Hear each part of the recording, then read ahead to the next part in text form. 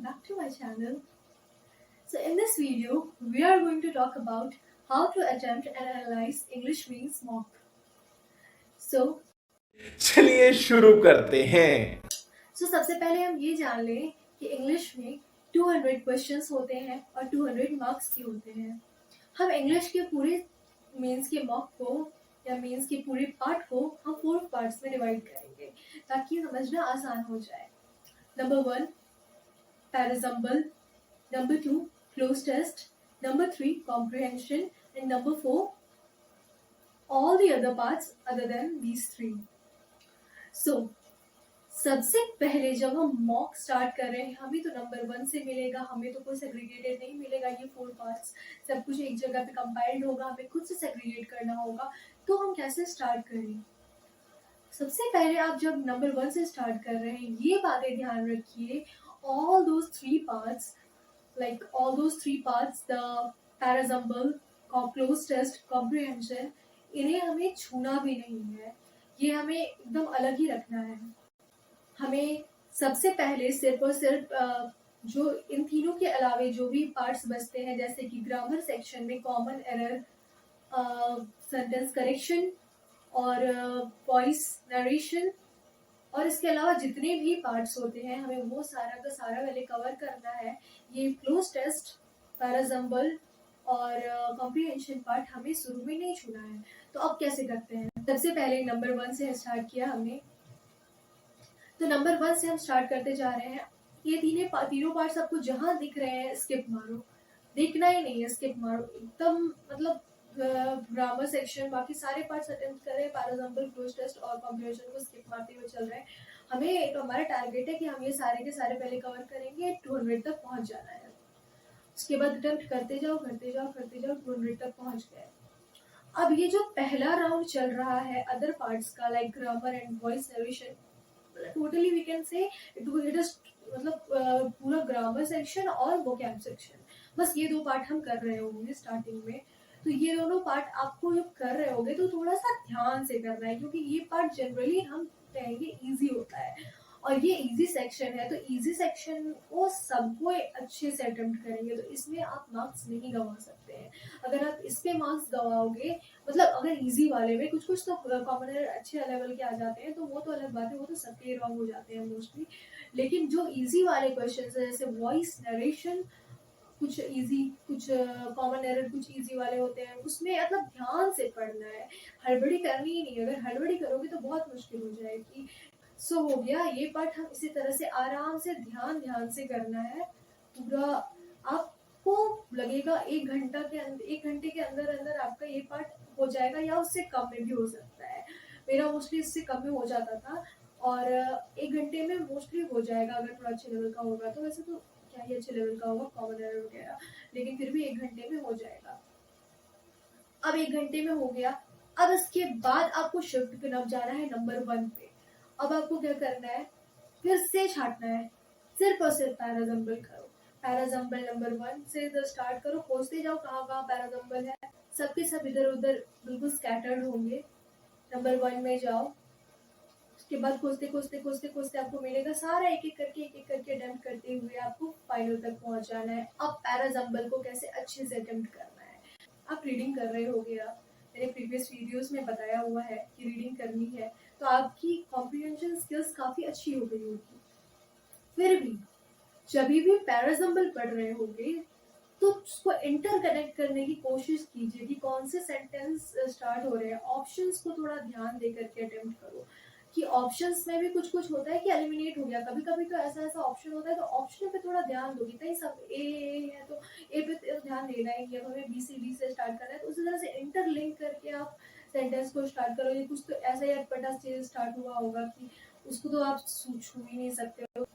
तो इस तरह से एलिमिनेशन के द्वारा आप बहुत ही कम समय में निकाल बना करके तुरंत निकल सकते हो, देखते के साथ बना करके निकल सकते हो। तो इस तरह से आपका काफी टाइम बच जाएगा।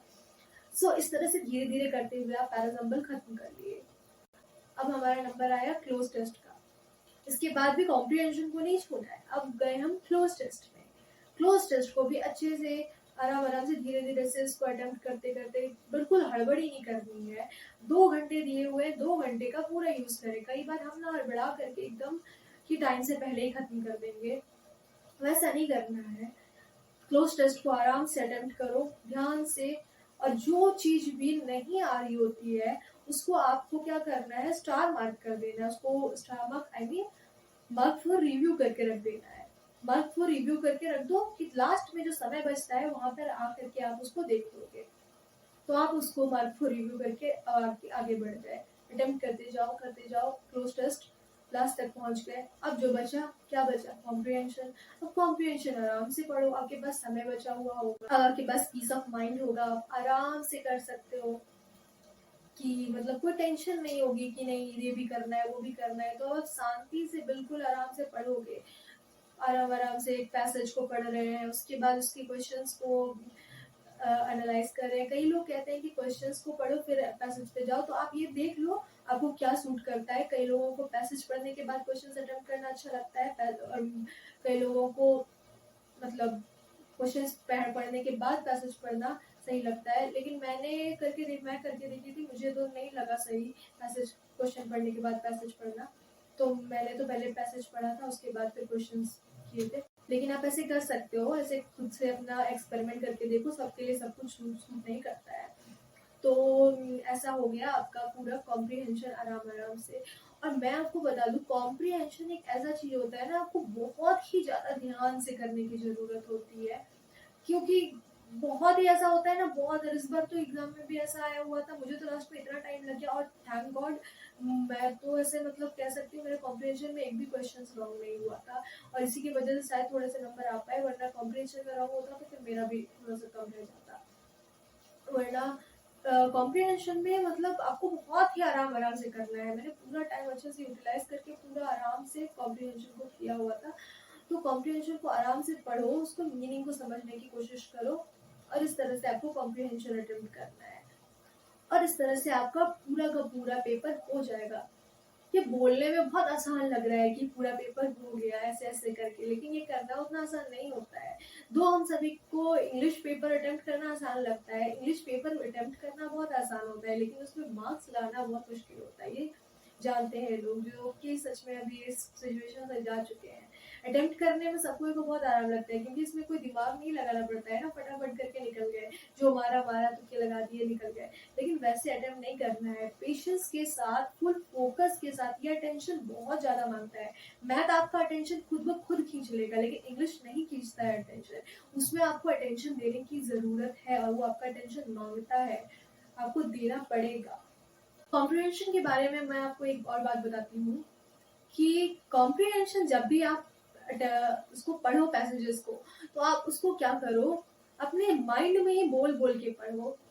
मतलब ऐसा होना चाहिए ना कि मुंह नहीं खुल रहा है, लेकिन आपके दिमाग में ऐसे चल रहा है, और दिमाग से आवाज आ रही है, और मुंह मतलब मुंह चल तो रहा है लेकिन मुंह से आवाज नहीं निकल रही है। और वैसे भी वहां मास्क रहेगा तो कोई देखने वाला नहीं है, डोंट मतलब इतना चिंता मत करो, कोई किसी को पता नहीं लगने वाला है कि आपका मुंह चल रहा होता है। तो ऐसे मुंह चला चला करके ऐसे बोलोगे तो एक तो नींद नहीं आती है, ऊपर से आपका अटेंशन वो खींचता है, क्योंकि जब हमारा मुंह खुल रहा होता है तो अटेंशन काफी ज्यादा हमारा वो सीख करता है। तो इस तरह से मैंने किया था, इसीलिए शायद वहाँ पे नींद ज्यादा नहीं आई, और घर पर भी कभी कभी करती थी। घर पर तो आ जाएगी नींद, लेकिन वहाँ पर नींद नहीं आएगी ऐसे करने से। और नींद का ये बात नहीं है, आपके अटेंशन को खींचेगा, जिससे आपकी मिस्टेक्स नहीं होंगी ज्यादा। कॉम्प्रिहेंशन में स्पेशली ये चीजें मतलब बहुत इंपॉर्टेंट होती है, क्योंकि सारा कुछ उसी में दिया हुआ होता है, और आपको वो निकालना होता है। तो आपका अटेंशन अगर पूरा रहेगा तो वो क्वेश्चंस आपके गलत कभी नहीं होंगे, कॉम्प्रिहेंशन आपका गलत हो ही नहीं सकता है अगर आप पूरा फोकस के साथ करोगे तो ये बात हो गई कॉम्प्रिहेंशन की। और आपको ये इंग्लिश का पूरा मॉक अटेम्प्ट करते समय बस एक बात ध्यान में रखनी है कि आपका ध्यान हटना नहीं चाहिए, क्योंकि अगर ध्यान हटा तो खत्म, bye bye, tata, goodbye, गया। आपको पूरा ध्यान से मतलब अटेम्प्ट करना है। आपका एक जरा सा भी ध्यान मिस होगा, कब कौन सा क्वेश्चन रॉन्ग करके आप निकल जाओगे पता नहीं लगेगा, और बाद में जाके देखोगे अरे यार ये क्वेश्चन तो जानते थे, इतना आसान क्वेश्चन कैसे रॉन्ग हो गया, वॉइस का क्वेश्चन रॉन्ग हो गया, नरेशन का क्वेश्चन रॉन्ग हो गया। ऐसा होता है, वो आपका अटेंशन वहाँ पे नहीं था।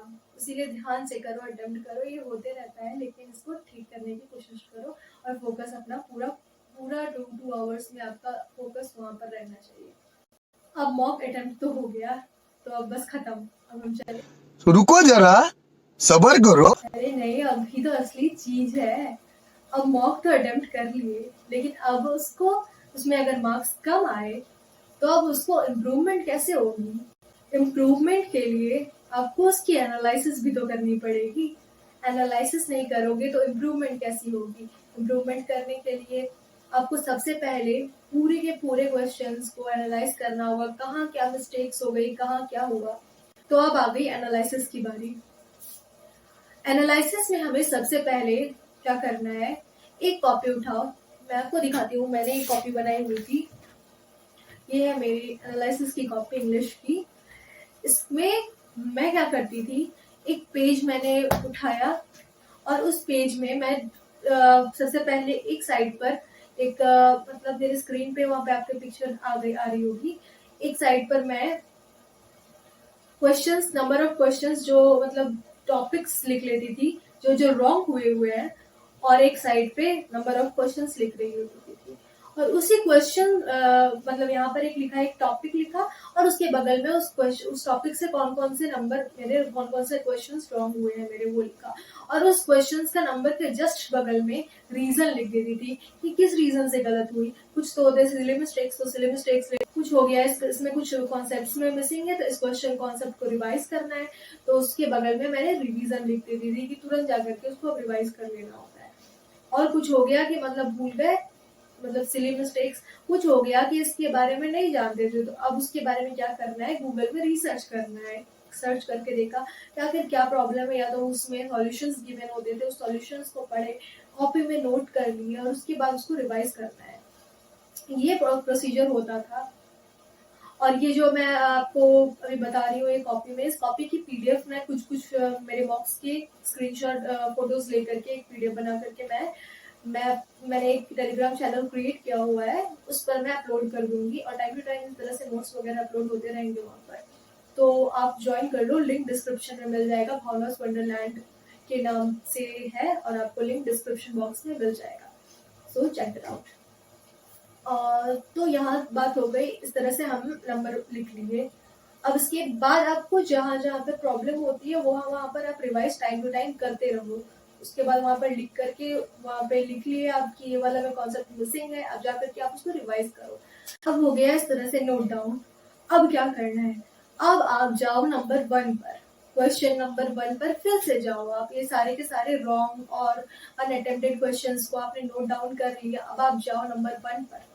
नंबर 1 पर गए, उसके बाद आप एक एक क्वेश्चन को आराम आराम से देखो कि आपने कौन कौन से क्वेश्चन सही किए। सही वाले देखने से क्या होता है, कई बार हम क्या करते हैं, तुक्के लगा देते हैं, वो तुक्के अनजाने में सही हो जाते हैं, लेकिन हमें उसका कॉन्सेप्ट नहीं पता रहता है। तो अब आप उसको देखो कि तुक्के सही हुआ या कॉन्सेप्ट पता था हमें, और उसके सॉल्यूशंस देखो, प्रॉपर एनालाइज किया, वहाँ पे प्रॉपर से सॉल्यूशन दिया हुआ होता है, तो उसका सॉल्यूशन देखो और उसके बाद पता लगाओ कि ये वाला सही है। और अगर आपको जहाँ का जाना हुआ होगा तो बहुत अच्छी बात है, फिर आपको बहुत कॉन्फिडेंस मिलेगा कि अरे ये क्वेश्चन तो मैंने सही कर दिया। और भी कुछ बातें हैं कि तो जनरली लोग टेक्स्ट बुक की मॉक लगाते हैं। टेक्स्ट बुक के मॉक में एक फीचर मिलेगा आपको, कुछ परसेंटेज वहां पर दी हुई होती है कि कितने % लोगों ने अटेम्प्ट किया सही, करेक्ट अटेम्प्ट्स कितने रहे हैं। तो अगर उसमें आपको दिख गया कि 12% या 20% या 30% लोगों ने क्वेश्चंस को करेक्ट अटेम्प्ट किया और आपने वो क्वेश्चंस को करेक्ट अटेम्प्ट कर दिया, तब आपको बहुत खुशी होगी कि अरे इतने कम बच्चों ने अटेम्प्ट किया था सही और मैंने तो सही अटेम्प्ट कर दिया, इसका मतलब मैं इतने लोगों से आगे हूँ। और उसके बाद अगर आपने वो क्वेश्चंस को मतलब कुछ क्वेश्चंस ऐसे भी होते हैं जिसमें क्वेश्चंस मतलब 90% लोग सही किए हुए होते हैं, लेकिन आपने वो क्वेश्चन रॉन्ग कर दिया, तो फिर उसको देखो, उसे डिसअपॉइंट होने की जरूरत नहीं है, डिसअर्टेंड होने की जरूरत नहीं है। वो क्वेश्चन को देखो कि क्यों मिस्टेक हुई, मुझसे क्यों, इसका मतलब वो इजी क्वेश्चन था। और ऐसे क्वेश्चंस को मतलब गलती करना तो मतलब हम अफोर्ड नहीं कर सकते है ना। तो वैसे क्वेश्चंस को थोड़े अच्छे से देखो कि क्या हुआ, कैसे मतलब मिस्टेक्स हो गई, थोड़ा सा उसको एनालिसिस करो और मतलब इस तरह से देखो। और उसी तरह से आपको देखते देखते देखते करके 200 क्वेश्चंस को देखना है, मतलब बहुत स्पीड में। ऐसा नहीं है कि मतलब धीरे धीरे धीरे धीरे चल रहे हैं, स्पीड में फास्ट फास्ट फास्ट फास्ट उसको करना है। अगर किसी का कॉन्सेप्ट मिसिंग है तो उसको थोड़ा सा ध्यान से देख लो और एनालिसिस कर लो, मतलब उसको नोट डाउन वगैरह कर लो। इस तरह से स्पीड में 200 क्वेश्चंस खत्म हो गए। यहाँ तक हो गया प्रॉपर आपका 200 क्वेश्चंस का काम खत्म। अब आपको क्या करना है, अब जो आपने वो कॉपी में लिखा हुआ था सारा का सारा कि जो जो आपके रॉन्ग हुए, जो आपके अनअटेम्प्टेड रह गए, क्या रीजन था उसका, उसको जाकर के ध्यान से देखो कहाँ पे क्या मिस्टेक हुई, कहाँ पर क्यों रह गया वो क्वेश्चन, सिली मिस्टेक्स हुई, कहीं पर रिवीजन की कमी है, रिवीजन करना पड़ेगा। जाओ और उस टॉपिक को रिवाइज करो। और अगर किसी टॉपिक में बहुत ज्यादा प्रॉब्लम हो रही है, जैसे कि मैंने प्रीवियस वीडियोस में बताया था रीडिंग वगैरह के बारे में, आप रीडिंग वगैरह अच्छे से कर रहे होंगे और फिर भी आपको प्रॉब्लम हुई सेम टॉपिक में, जैसे पैराजम्बल में काफी टफ प्रॉब्लम हो गई, तो हो जाती है। ऐसा नहीं है कि रीडिंग करने से ही सब कुछ अच्छा होता है, कुछ कुछ क्वेश्चंस में होता है कभी कभी कि पैराजम्बल में कुछ टेक्निक्स होते हैं जो टेक्निक्स सब पकड़ नहीं पाते हैं। तो अब अगर उसमें प्रॉब्लम हो रही है तो अब आप क्या करो, प्रीवियस ईयर क्वेश्चंस को जाकर के उठाओ। आपको कहीं पर भी प्रीवियस ईयर क्वेश्चंस मिल जाएंगे, ऑनलाइन आपको टेक्स्ट बुक पर बहुत सारे प्रीवियस ईयर क्वेश्चंस मिल जाएंगे, या फिर ब्लैक ये मतलब क्यूमन्स से बहुत सारी कंपाइलेशन मिल जाएंगी आपको। या फिर कुछ ऐसे बुक्स भी आते हैं जैसे कि पिनेकल की बुक आती है, उस पर में आपको बहुत सारे क्वेश्चंस कंपाइल्ड हुए मिल जाएंगे, तो ऑनलाइन कहीं कहीं पीडीएफ मिल जाते हैं, तो उससे आप आराम से उसको अटेम्प्ट कर लो और डेली उसको शेड्यूल में रखो। जैसे अगर पैराजम्बल्स में प्रॉब्लम हुए हैं तो पैराजम्बल के टॉपिक्स को आपको डेली शेड्यूल में रखना है कि 20 क्वेश्चंस लगातार 10 से 20 दिन करना है आपको, 20 क्वेश्चंस डेली। ऐसे एकदम टाइम फिक्स करके रख लो कि करना ही करना है, डेली डेली डेली करते जाओ। आपको कुछ दिनों में टेक्निक पता चल जाएगी, उसके बाद फिर वो गलत नहीं होंगे। मैंने ऐसे ही किया था, मेरी को इंग्लिश बहुत अच्छी थी, मेरे बहुत गलत होते थे ये सारे, तो मैंने ऐसे ही धीरे धीरे करके अपना इम्प्रूवमेंट किया था। पैराजम्बल्स लगातार करने से ना अब कुछ दिन बाद देखो कि आपके एक दो गलत होने लगते हैं, और कभी कभी तो एक दो भी नहीं होते हैं, ऐसा हो जाता है। आप डेली डेली अगर 20 क्वेश्चंस करो, और उसी तरह से अगर क्लोज टेस्ट में प्रॉब्लम हो रही है तो क्लोज टेस्ट के भी क्वेश्चंस डेली 2 से 3 क्लोज टेस्ट अटेम्प्ट कर लो। 10 क्वेश्चंस एक में होते हैं, दो क्लोज टेस्ट अटेम्प्ट कर लो, बहुत ज्यादा करके जरूरत नहीं है, पर कंसिस्टेंसी होनी चाहिए, लगातार करना है 10 से 20 दिन लगातार। कुछ भी चीज है लगातार करोगे तभी होगा। एक दिन कर लिया मतलब 50 उठा करके एक दिन में कर लिया, नेक्स्ट दिन कुछ नहीं किया, कुछ नहीं होने वाला है। एक दिन कभी करो लेकिन लगातार करो, तो लगातार करते जाओगे, इस तरह से आपका वो टॉपिक में एकदम बहुत अच्छा कमांड हो जाएगा। और इसी तरह से सारे टॉपिक्स कर सकते हैं आप। स्पेशली ये होता है कि मतलब पैराजम्बल और क्लोज टेस्ट वगैरह में और कॉम्प्रिहेंशन में, कॉम्प्रिहेंशन आपकी रीडिंग से ही इम्प्रूव होगी, उसके लिए प्रैक्टिस से उतनी ज्यादा कुछ नहीं होता है, लेकिन आपकी रीडिंग से इम्प्रूवमेंट होगी कॉम्प्रिहेंशन में। सो यहाँ हो गया आपका, इस तरह से आपका पूरा का पूरा सही से आपका अटेम्प्ट भी हो गया, आपकी कमियां भी पता चल गई और कमियों का आपने उपाय भी कर लिया। तो इस तरह से आपको पूरी की पूरी मॉक को अटेम्प्ट करना है और मॉक को एनालाइज करना है। मैंने जिस तरह से आपको बताया हुआ है प्रॉपर अटेम्प्ट करने का तरीका और उसको एनालिसिस करने का तरीका, तो इस तरह से अगर आप पूरी तरीके से कंबाइंड वे में करोगे तो आपको एग्जाम आते आते आराम से 180 प्लस और 190 प्लस मार्क्स भी आ सकते हैं। बस आपको इतना अच्छे से करना होता है। अगर नेग्लेक्ट करोगे, इंग्लिश को नेग्लेक्ट करने की गलती हम कभी नहीं कर सकते हैं, क्योंकि आपको 250 मार्क्स का तो एक इंग्लिश का सेक्शन होता है और मेंस में 200 मार्क्स का होता है। कुछ भी कर सकता है, पूरी तरीके से आपका पासा पलट सकता है। मैथ में अगर 180 नंबर आकर के आपके इसमें अगर 140 तक रह गए तो फिर आप पूरी तरीके से रेस से बाहर हो जाओगे। तो आप इसमें कोई भी रिस्क नहीं ले सकते हो, पूरे अच्छे से इसको अटेम्प्ट करो और पूरा इसमें शिद्दत के साथ करो, और बहुत ज्यादा कुछ मांगता नहीं है ये। आपको नंबर ऑफ मॉक्स भी मैं बता देती हूँ कि मॉक बहुत ज्यादा इंग्लिश के लगाने की जरूरत नहीं है। मैंने टोटल 50 के अराउंड 47 टोटल, मतलब अगर मैं सही से एकदम बताऊं तो मैंने 47 मॉक्स ही लगाए थे।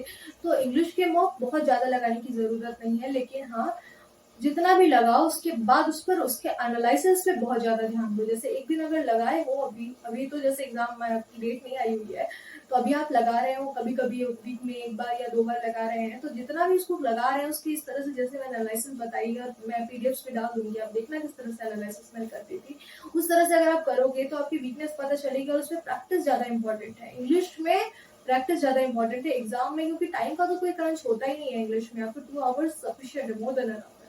तो टाइम क्रंच नहीं होता है, इसीलिए ज्यादा मॉक्स लगाने की जरूरत नहीं है। आप क्विजेस पे फोकस करो, अब क्विजेस आपकी जो भी वीक टॉपिक्स हो रहे हैं, क्विजेस डेली बेसिस पे होने चाहिए। अड्डा 24/7 पे क्विजेस आते हैं, ग्रेड अप पे क्विजेस आते हैं, टेस्ट बुक में बहुत सारे क्विजेस होते हैं। ये सारे आप अच्छे से लगाओ और आप क्विजेस पे फोकस करो ज़्यादा।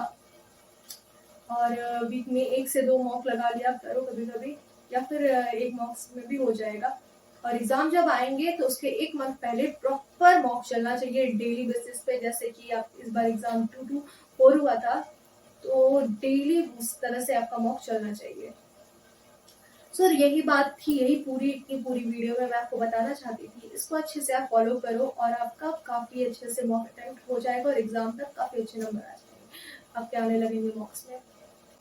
So that was all for today's video. और मैं एक और बात बता लूं कि आप लोग लास्ट वीडियो में मैंने देखा कि आप लोग सारे के सारे वीडियोस देखते हो और लाइक शेयर सब्सक्राइब नहीं करते हो। ये तो अच्छी बात नहीं है। अरे भाई समझ के बोल रहा हूँ यार, बुरा लगता है भाई, आप लोग भी जानते हो यार। That was all for today's video. We'll see you in the next video. Till then, bye bye.